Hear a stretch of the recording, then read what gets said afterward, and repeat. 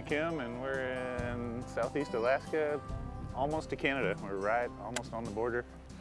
The southern tip of Prince of Wales Island.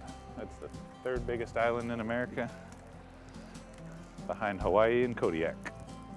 Finally, kind of out of nowhere, made the decision to come to Alaska. Kind of always figured I would, I think, in the back of my mind, but had a few other things to get out of the way for a decade or two or three. Get out of my system, but it's a place I always wanted to be. So I own Ketchikan kayak fishing. We do kayak fishing tours out of Ketchikan and some remote trips also. Cruise ship passengers, people staying at lodges, independent travelers, cater to anyone. Take a lot of beginners, do a lot of teaching, instructing, get people into the sport that really aren't familiar with it. Would be the majority of my clients. Things go wrong with motors and boats and all the hassles associated. I just like the simplicity. It's always ready to go. I like how quiet it is. I like that you can cover endless ground, just give it enough time. So we have so much exploring around here, so much open land, so many rocky beaches, so many places hard to get into. Everything just fits for a kayak. I like to catch big halibut just because landing them so difficult. I think that's the toughest thing from a kayak.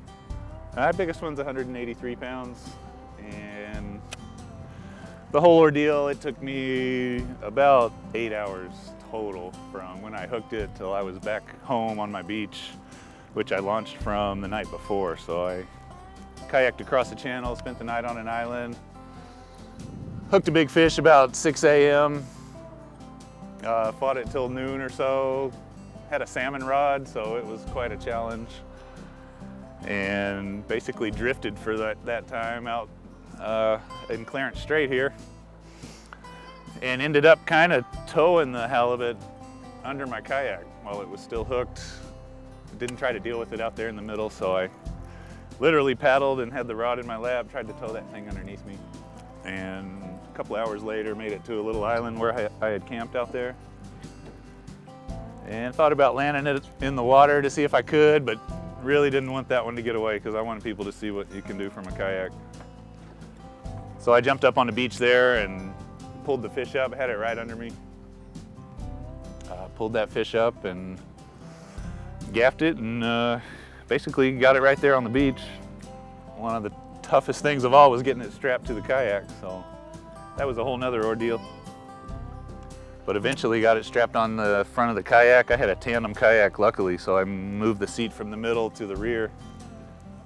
Gave me a good 6-8 feet up front to strap that halibut to. So there's really not many kayaks you can get something like that home on. I was lucky to be in that particular kayak, but then paddled across 2 miles back to my house and landed on my own beach, and called the marina so I could come weigh it because I knew nobody would believe me, and it went from there.